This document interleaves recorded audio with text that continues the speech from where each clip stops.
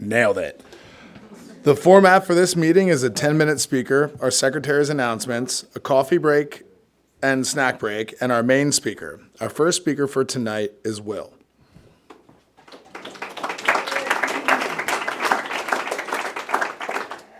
I'm Will, and I'm an alcoholic. Will. I'm excited to be back here. I used to live over on 31st and Highland, and I spent many a night in the Hermosa Beach jail after raging on the pier. So I haven't been back in a while, so it was fun to drive through the town and see how it's grown.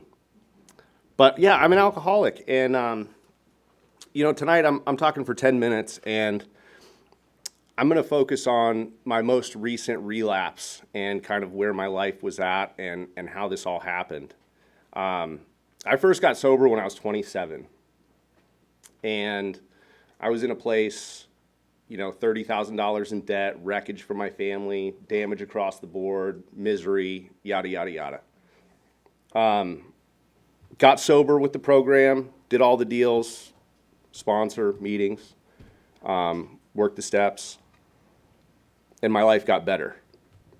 And from 27 to 37, I got myself, 100% out of debt. That's personal and private from some of the wreckage that I had put together.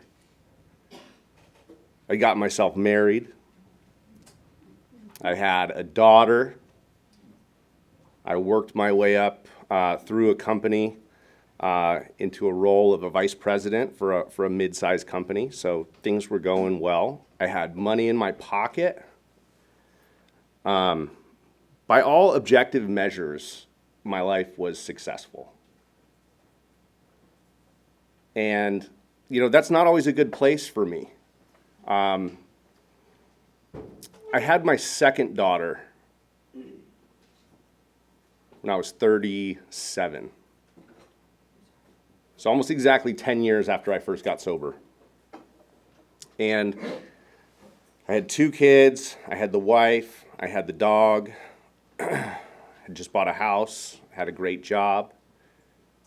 And, alcohol or a glass of wine sounds like it's doable when you've built up that foundation for yourself, right? And for me, it wasn't like a hard-hitting relapse where I went 100 miles an hour and was raging and massive problems, It was a slow roll. And I started with having a glass of wine every week, maybe on the weekends. That would turn into a couple glasses of wine, then a bottle of wine. Then I'd start picking up some handles, and then it goes to some mixed drinks, add some flair to it, put it in a little glass. And then I get to the point where it's just sucking down a pole just to get the job done, And for me, that creates a secondary problem, which is a hangover. And, for me, a hangover is a tough thing to deal with, especially with kids, especially with the responsibilities that I have. But there's a solution to that, and those are called amphetamines. So Adderalls, or I don't know what they're all called now, but good old amphetamine salts is what they used to say on the bottle. And, I'd pop those, I'd get myself up and going. Solve that problem, but those make me jittery. And I have trouble having conversations. So I layer in a little bit of weed, calm that down a little bit. Then you get to the evening and you have some alcohol, but that doesn't do the whole job, so you got to add in some benzos. At least I do this. And that creates it's a lot of inputs. It's a lot of self-regulation to try and manage how I'm feeling all the time. And, for me, that's a full-scale operation, keeping that kind of input going. The alcohol's easy, the weed is easy these days, The amphetamines are tricky. It's much harder to forge prescriptions now than it was 15, 20 years ago. You know, benzos. Man, I was working it. I had multiple doctors going. I was trying to buy that shit on Instagram. I think for every 5 times I got scammed, I might get one that pulled through. You know, buying it on Bitcoin and shit. But it was such a complex operation, man, and I had it down. I had it dialed in. I knew exactly how much I had. I knew exactly how much I needed.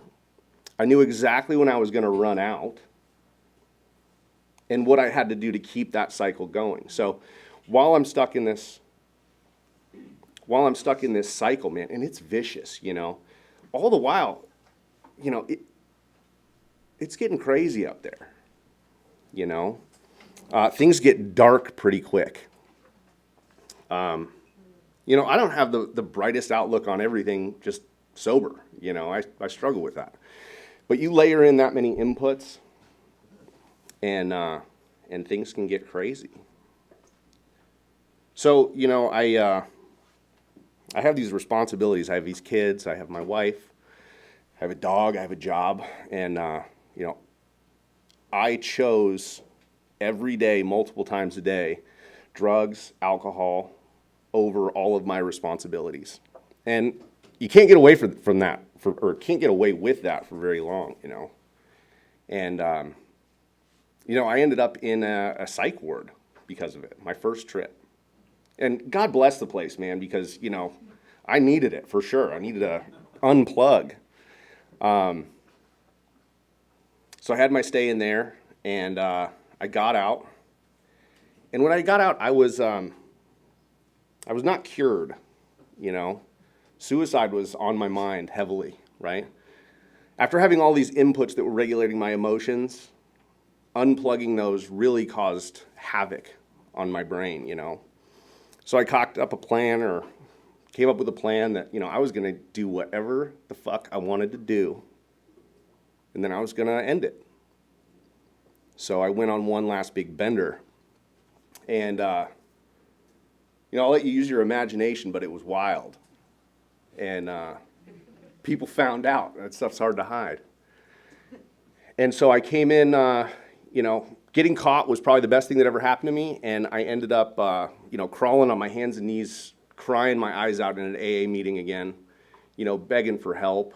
And there were 2 guys in there that met with me after the meeting, and, you know, gave me some empathy, man, for a person that didn't deserve any sort of empathy whatsoever for how big of a schmuck I'd been for the last year and a half. You know, it wasn't that I was forgiven, but it was people that understood how deep and dark of a place that can be, you know. So one of those 2 guys became my new sponsor, and, you know, I really held on to this thing. And quite honestly, if I didn't fix something, I was about to lose everything that I had. You know, everything that I built up in my late 20s to my early 30s, or late 30s, I guess, it was all unraveling. So the gift of desperation is a great thing, you know. And it stuck. I started going to meetings every day, and I took the advice of my sponsor and did 90 meetings in 90 days. And that kept working, so I kept going, and I've continued that schedule ever since. I meet with my sponsor every week. I work the steps, and I try to connect with people and build friendships in the fellowship. And that's a huge part of this thing for me. I'll share a story with you, just something really special to me that happened last week. And my daughter's 5 years old. And we started reading The Lion, the Witch, and the Wardrobe. And that was probably like a month and a half ago that we started, or maybe 2 months ago. And, you know, with a 5-year-old, you might get through like a paragraph some nights before they rack out. You know, sometimes you might get through a whole chapter, you know, but it's slow going. And it's a little bit at a time, you know, slowly working your way through the book. And so we finished it up, and, I was just asking her questions about it. Like, I didn't know if she really paid any attention to it. She knew every character. She knew every detail about what happened in that book. And it blew me away, And, this program is about doing things one day at a time, And 100% of me getting through that book with my daughter was working this program. And it's the gifts of these programs that allow me to get through a paragraph at a time, a chapter at a time, little bits to get to where I need to go, If I look too far ahead in the future, I get scared, man. So one day at a time works for me. This is a fantastic program. Everything I have is because of this program. So thank you.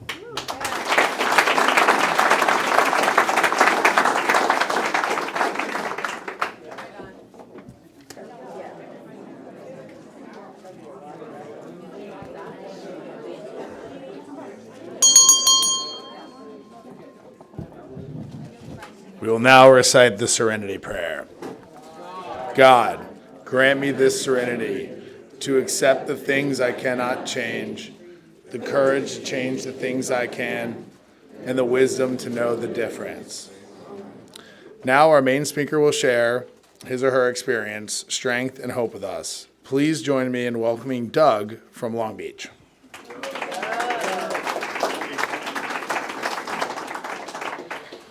Doug, alcoholic. Good to be here. Good to be sober. Honor and privilege to do anything for Alcoholics Anonymous, man. Really is. Thank my friend Will for coming out and supporting this. Will didn't say it. Will just turned a year, man. So I got to see Will when he first came in. So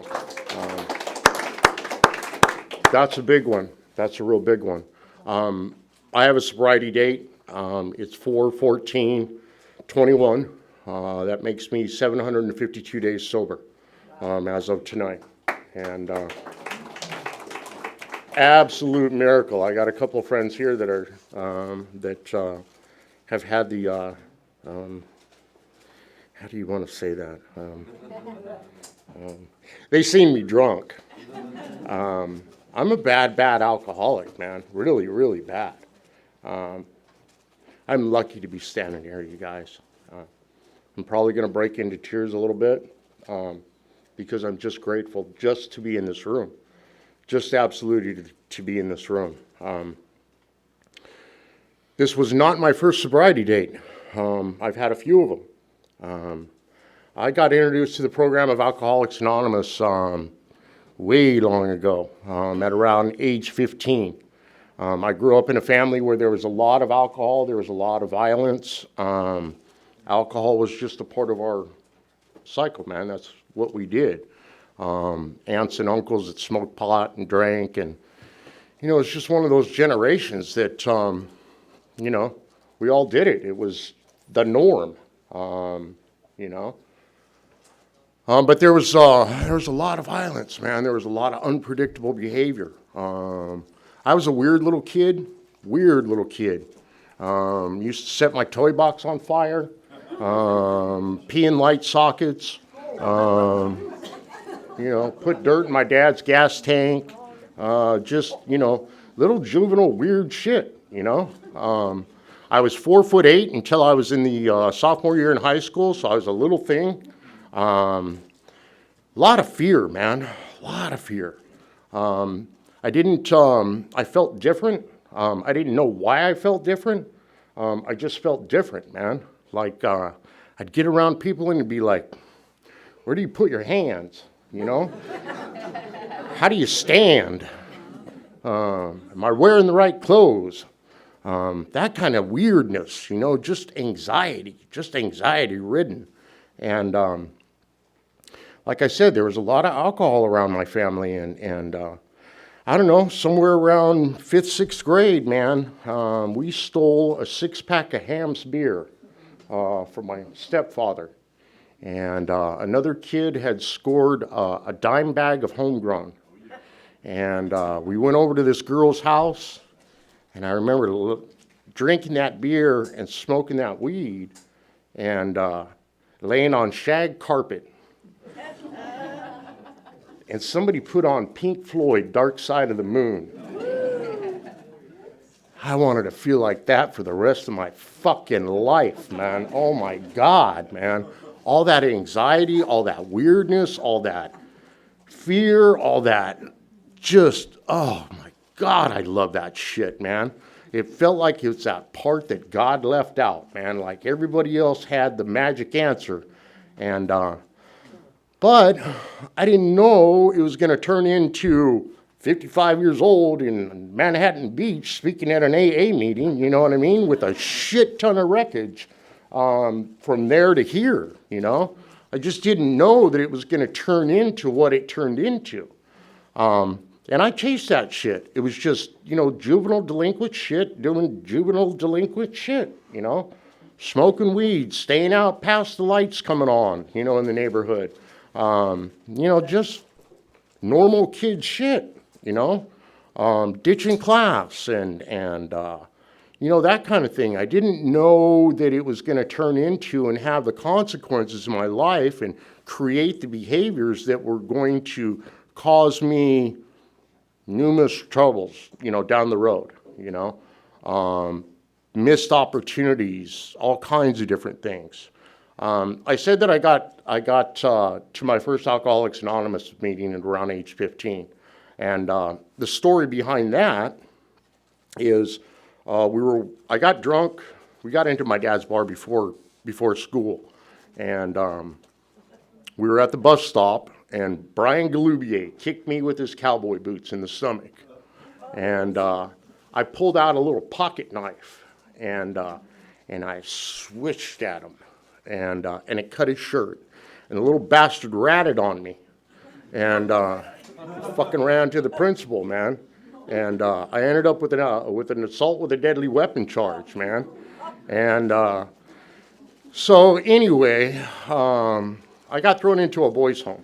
And in this boys' home, they would take us to these Alcoholics Anonymous meetings. And I got to read the big book, and I got to... we got to go to outside meetings. And there's a bunch of old dudes, you know what I mean? Sitting around drinking coffee, smoking cigarettes, talking about World War II and, you know, Korea and shit. And, you know, they'd look down on their nose at us, and I spilled more than you ever drank, and, you know, that kind of shit. But what happened was we would go to these meetings, and there were some things in there that I did identify with. I didn't really know it at the time, but what happened was, while I was in there, I was separated from drugs and alcohol, right? And I was at best a D student before that. When I got into this place, I became like an A student, and I found out I had a brain. And so it made kind of an impression on me. Now, I was nowhere near ready to get sober at that point, man. I didn't even really know what sober was, you know. I didn't know the impact that it was going to have on my life or what that whole thing really was, you know. Fast forward, as soon as I got out of that place, I went right back to smoking weed and, you know, drinking again and doing what we do. I don't know. They had this one substance, came from Colombia. It's an Alcoholics Anonymous meeting, so I'll let you fill in the blank. They make a lot of it, man, and once you take it, I want more, right? And I can't afford everything that they got. So I started committing some felonies. I was writing checks, and stupid, you know, just stupid stuff, being a stupid little 18, 19-year-old kid, man. I wrote a bunch of them, and the state of Arizona did not find that amusing, nor did the banks, nor did the courts, and they locked my little ass up. And so at around 19 years old, 20 years old, I was thrown into prison for that. And I was just a little white dude from the trailer park, you know what I mean? Like, what, prison? Really? I'm not prison material. And when they close that door, you're prison material, whether you want to be or not. And so I had to commit and do things that really didn't sit well in my soul, but I had to survive. I had to survive.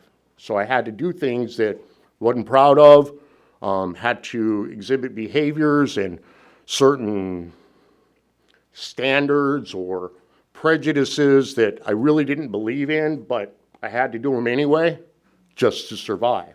And so while I was in there, I got a couple trades. I didn't just sit on my ass. I had a lot of angels in my life, man. There were some people in there that knew that this was not going to be the life for me, that I should probably not, participate in a lot of these behaviors. And so they kept me out of a lot of those behaviors. And thank God they did. Thank God they did. But once again, I ran into the program of Alcoholics Anonymous in there. And I stayed sober in there for the most part. But I'd had such a problem with that one substance that I was like, I'll never do that again. Never do that again. Came out, and by the way, I picked up a wife before I got in there. A nice enabler. I kind of call it taking a hostage, is basically what I did. But she was a good girl, you know what I mean? Good church girl. I tried to give my life to the Lord to get rid of that cocaine problem. The Lord said, you can have it. I don't want your life. And so getting dunked didn't really work. I still had that obsession to drink and use. Religion did not work for me, although I do identify as having a religion, having a higher power. I just couldn't escape the addiction through religion. Some people can. If you can, good luck. More power to you. That book talks about, we don't scoff at some of the, at religion. We don't scoff at it. So I don't scoff at it. If that's your thing, run with it, man. Anyway, I found another substance while I was in there. I did a violation and it came back, and I have this other thing that my friend mentioned, these amphetamines with an M in front of it. And, whoo, Lord, man. Talk about going a million miles an hour nowhere. That was something else, man. And that takes a lot of alcohol to come down from that stuff. I wasn't a big drinker in the beginning, man. I really didn't like alcohol. I was a big puker is what I was. I always overshot the mark, man. Once I take that stuff in, you know what I mean? I don't really have an off switch. And like I said, I'm not, a big burly dude, except for this stomach now. But I was a big puker, so alcohol was not like my thing at the time, man. But I had such bad experiences with the other things around, I don't know. The methamphetamine thing got way out of line, just way out of line. And the behaviors that were behind that and the things that I was doing were just, I blew a marriage and bad stuff was happening, man. And I had told her, look, there's one or two things that are going to happen. Either I'm going to get sober or you're going to leave. And I knew that was going to happen. One of the two was going to happen. And she left. I did not get sober. Fast forward to 1998. I came out from Arizona, and I was just going to drink and smoke pot. Had my run with all that other stuff, man. And I'd been locked up all through my 20s, and I found bars. And, oh, my God, I love me a bar, man. Oh, I love a bar, man. I like buying drinks and playing the big shot and the jukebox and throwing darts and gracing myself with the beautiful woman at the end of the bar at the 2 o'clock and just, oh my God, I love a bar, man. And I don't know, man. Everything I had was going across that bar, man. And I clearly remember a day when I went to a liquor store. I went to a grocery shop, and I remember going in there. I like to shoplift too, by the way. Just throw that out there. I just have a thing with shoplifting, man. So one of, my things, I like to shoplift. And some people collect cars. I, like to shoplift. Anyway, I remember going in there and stealing a 22-ounce Corona. And I remember sitting in my van and looking at that thing and going, oh my God, this thing's got you just like the other two things got you, I never thought I'd be an alcoholic. I didn't really, like I said, I didn't really care for it, man. I was a big puker and a passer-outer. But that kind of started a thing for me, man. My drinking got way, way out of control real fast. I identify as an alcoholic because what happens to me that doesn't happen to other people that I know is I take that first drink and then something inside me happens that doesn't happen to other people, man. That bottle gets to about right there and something inside my gut says, get some fucking more. It's almost gone. Get some more right now. And the next thing you know, man, I'm completely trashed. And I can't really predict how much I'm going to take or how long I'm going to continue to drink. And the book describes that, allergy of the body, obsession of the mind, allergy of the body. And so that's what happens to me. That's why I identify as an alcoholic, right? I see other people drink with impunity. They go in, they have a couple drinks, they set it on the bar, they walk out, they leave some. How they do that, I have no idea. But they walk away and they go to work the next day. Not this kid. I'm drinking until it closes. I'm looking for something afterwards. I forget that I stopped using drugs after I do that. And it just turns into a mess, man. It turns into a mess. And it's a fatal progressive disease, man. And my alcoholism progressed real fast, real quickly. And I was living at my cousin's house. And the plan with living at my cousin's house was you can come and stay here, kind of get your shit together and move on. Get your own place and that kind of thing. I had a couple trades. Fast forward 2.5 years later, and I'm still living there. I'm going to the bar. I'm not progressing. And, she's like, you gotta go, you gotta go. And I was living in my van at the time. And I drank a fifth of tequila one night, and I went over to have a sandwich, and I ran into the back of, I locked bumpers with this dude. And my van locked onto this Ford Ranger. And couldn't quite get him off. And so I gunned it, and I dragged him into about 4 more cars. And the point of that story is the cops came, and if you're living in your van and they take your van, you're fucking homeless, man. You know what I mean? Like, I was homeless. Like, hey, I'm homeless. Now what? My drinking had progressed so far. I wasn't capable of going to work. I wasn't capable of really supporting myself. Obviously, I'm living in a van, and then they took my van, and so now I was homeless. My behaviors were such that most of my family support, people that knew and loved me, really didn't want to have anything to do with me. They would give me that look, that look. Like, what the fuck is wrong with you?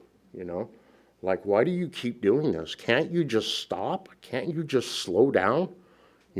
What is wrong with you? You got a problem. Go get help.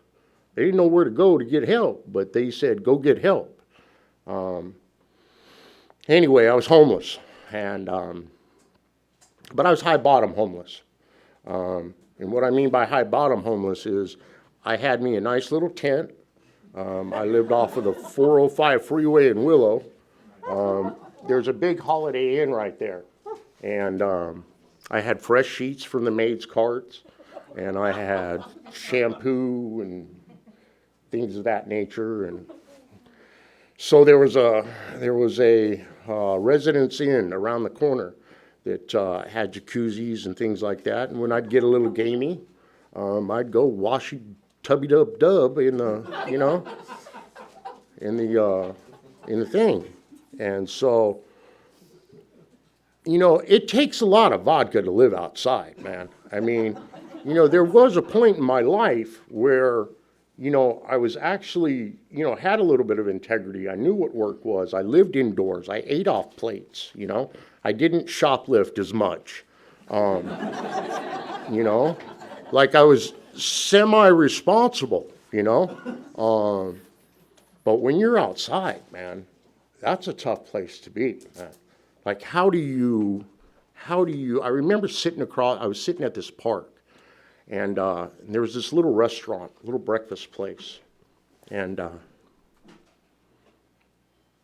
had my backpack with all my dirty clothes in it, and a bottle. And I remember looking across the street and seeing these people out, and they had their dogs, and they were having Sunday breakfast, and I remember looking at them and thinking, how the fuck do you get from here to there?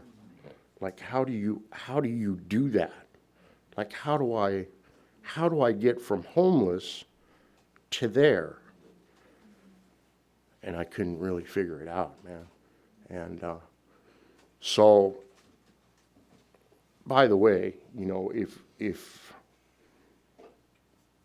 if this makes no sense to you and you haven't been homeless, you don't have to ride the trash truck all the way to the dump either. You can fucking get off, right? You don't have to take this thing that far. Unfortunately, I did, right? So while I was homeless, I knew about Alcoholics Anonymous and I knew about programs, and so I'd go into these programs and detoxes, and I need to get sober, and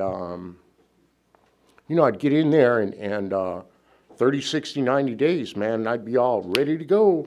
Let's go, I would come to Alcoholics Anonymous meetings, and really, I would sit down and I'd hear people's stories, man, and their stories I could identify with, right? The way they drank. When they talked about their drinking, I could identify. But then they throw that other caveat in there, like, oh, now I got a house, and now I got a car, and now my life is bitching, and I got 3 kids and a dog, and I would sit in those meetings, man, and I'd think, I ain't got none of that shit, and I feel like hell, man. Like, I would come in and I'd sit down and I'd think, how am I ever going to fix this, man? Like, how is my life going to get any better, man? And really, I love AA. It's that whole not drinking thing that fucks me up around here, man. I really there was an old man in this meeting, man, and he said, you might want to ask yourself what you're doing here. Do you really want to be sober? And I would be like, not like all the time. No, not like all the time. Like, life's got a lot of rough edges, man. I need to smooth that out with a little something, But the problem is, man, what happens is, I would come in, I'd sit down, and, my life wouldn't get better in 7 days, and I'd think, I'd feel like I was going to spontaneously combust, man. I couldn't make that. For me, it's that obsession, right? I'm always thinking about it. If I'm not thinking about it, I'm thinking about not thinking about it, And I can't shut that shit off, man, and I'm uncomfortable. I've ruined my life. I don't know how I'm going to fix it, but I wake up with this firm resolve in the morning. I'm not going to drink for the rest of my life. This is it, today. And I'd come in and I'd sit down, and my life wouldn't get no better in 7 days, man. And I'd think, if this is fucking sober, you can have it, man. Like, I need a drink right now, man. And I'd go out and I'd repeat that mistake again, man. You know, once I take that first one in, I can't stop, man. I can't predict what my behaviors are going to be. Could be dancing naked at the lesbian bar. Could be, coming to in handcuffs, man, out of a blackout, in the Long Beach City Jail, asking the cop, what am I here for? And him giving me that stupid look. Like, what do you mean, what are you here for? No, seriously, dude, like, what am I here for? And him saying drunk in public and feeling this wave of relief come over me, right? A wave of relief. Because I'm eligible for all of that other shit. I don't know what's going to happen. I'm not responsible for what Doug does in Doug's blackout, right? Doug doesn't know what he's doing. That's another Doug, right? And I'm eligible for that stuff. We hear it on the news all the time, man. You know what I mean? We hear it on the news all the time. One bad night. One bad decision. One more drink. You know? So anyway, I spent probably 7 or 8 years in and out of Alcoholics Anonymous, man. Going in, out, treatments, detoxes. It's getting worse. It's getting worse. It's getting worse. And finally it came to a point, where I was like, okay, enough. They were talking about this thing called surrender. I fucking yelled uncle 2 weeks ago. You know what I mean? Like, I'm done. Like, stop. Enough. Enough. And I can't stop, man. I remember sitting in an Alcoholics Anonymous meeting one morning and woke up with the firm resolve, I'm not going to take a drink today. I'm not going to drink today, right? I go to the 7 o'clock meeting, a.m. I make it to the noon. I don't know. Made it to the 6. I looked over at the clock. I'm in an Alcoholics Anonymous meeting, right? Got a sponsor. Read the book. I looked over at that clock and it said 6:15 and something said, get a fucking drink right now. And I got up and I went and I got a drink and then because what happened was for me, the party was long gone, right? The party was over a long time before it was over, man. And what I was thinking that I would get when I take that drink is I'm going to get some relief. And what I would get was, you piece of shit, you're doing it again. Here you are, one more time. What is wrong with you? I thought I had extra alcoholism, man. You know what I mean? Like, I couldn't like put it together, man. Like, I couldn't figure out what that thing is, man. I was participating in Alcoholics Anonymous, man. I was going to meetings. I was going to panels. I'd done the steps, They said, be a service, man. I moved so many goddamn stupid people, man, for no good reason. You know what I mean? Be a service. Go help this dude move, I was doing all that shit, man. And praying, praying. And it wasn't happening, man. It was not happening.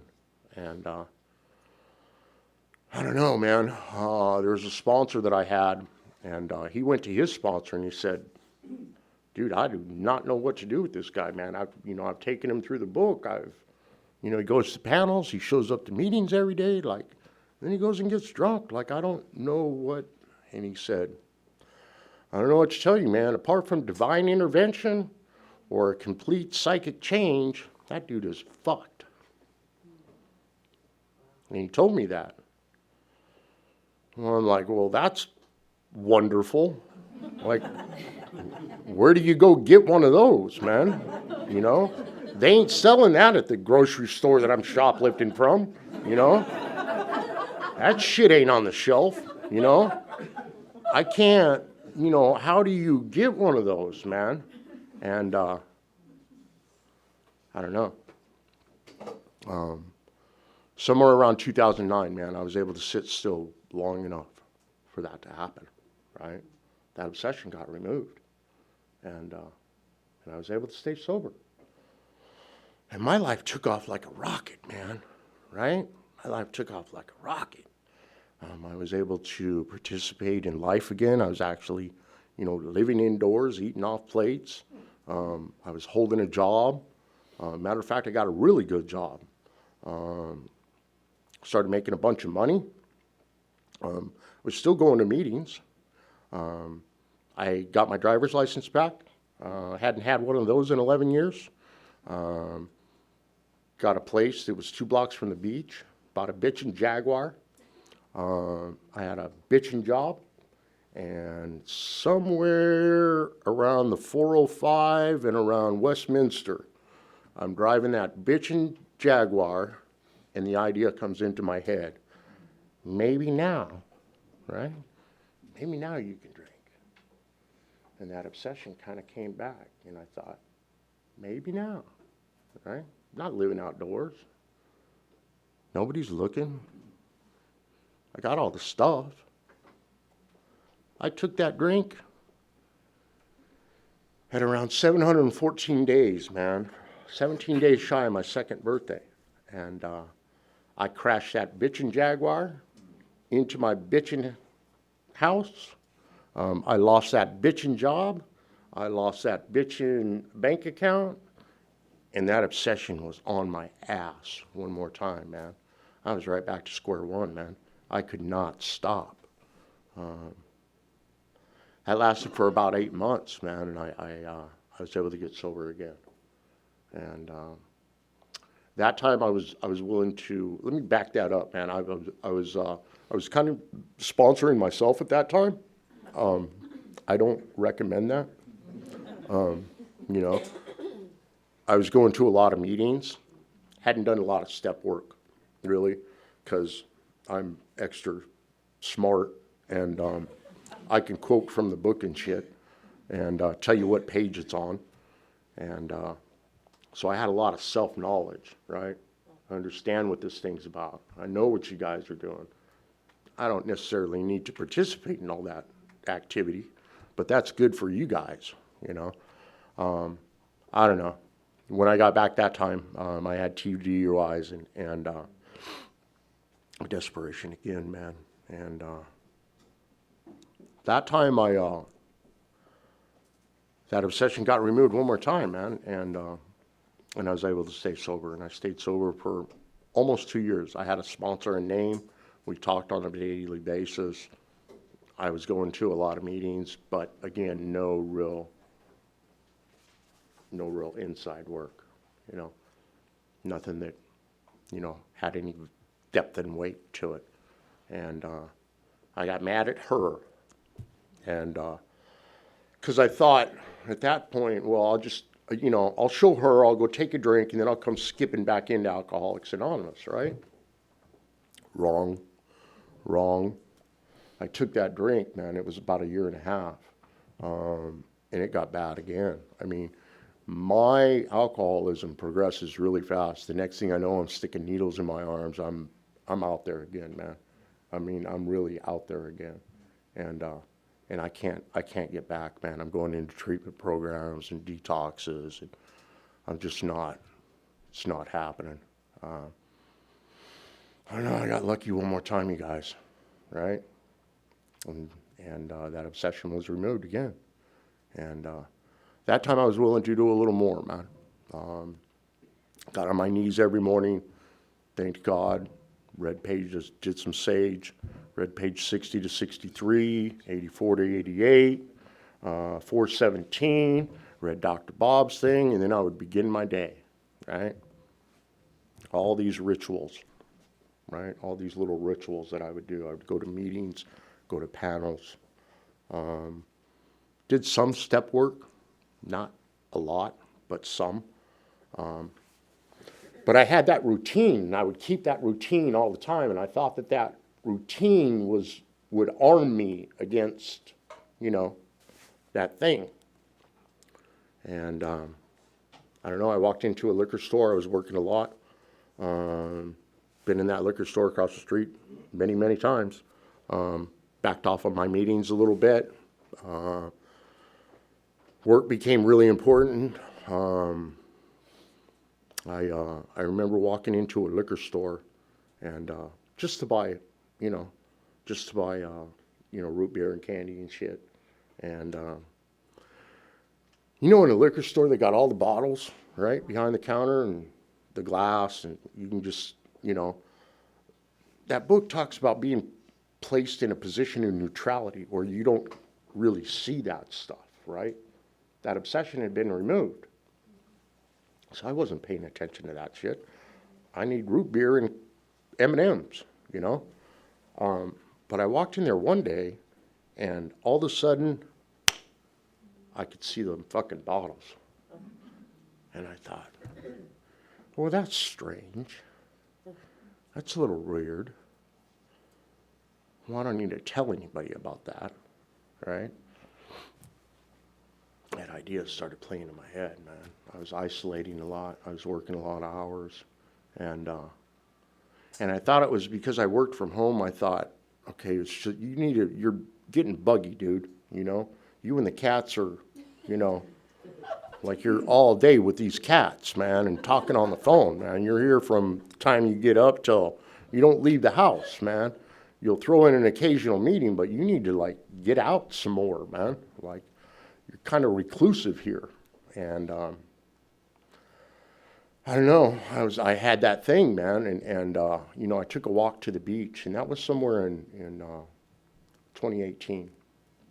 And I took a walk down to the beach, and I made it about 2 blocks to the beach, and I looked, and there was a liquor store, and I made a right, and I walked into that liquor store, and I bought 3 of those things and 99 bananas. Right? And I grabbed those, and I remember walking, and I got a head full of AA, right? I got all these phone numbers, and I remember walking and having this argument, right? I've got plenty of evidence of what happens to me when I take a drink, right? How it's going to go. It ain't going to end well, and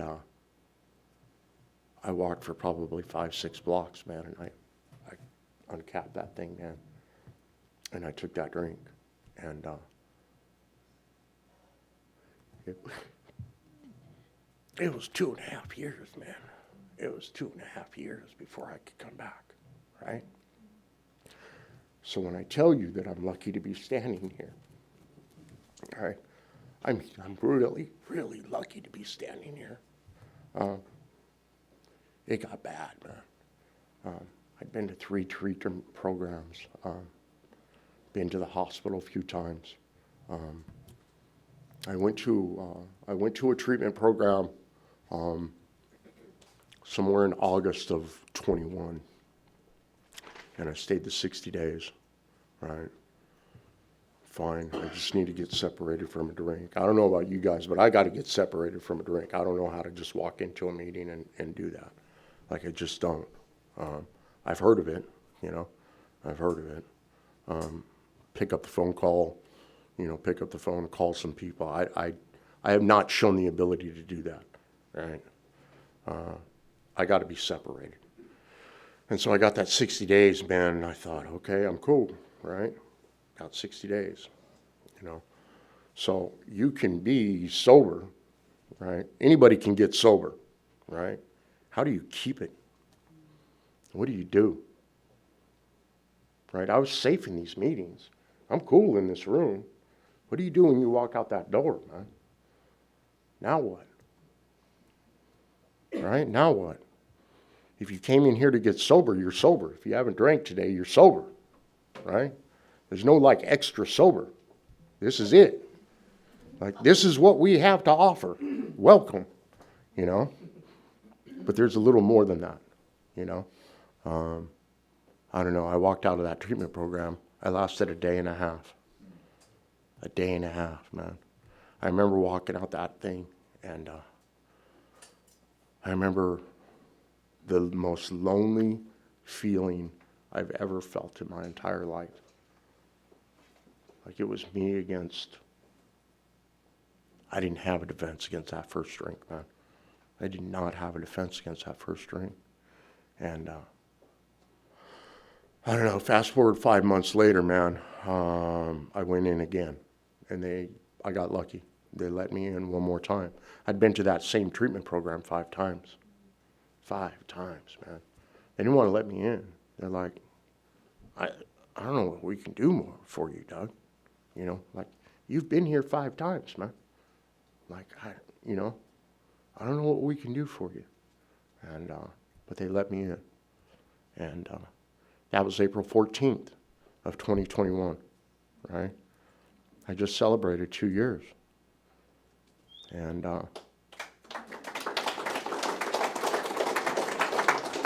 night's young, right? One freaking day at a time, man. Like one day at a time. I didn't realize what a gift sobriety is, right? I took it for granted. I really took it for granted. If you're sitting in this room tonight, man, you have been given a gift. A gift, right? There's a lot of people that don't get to get into this room.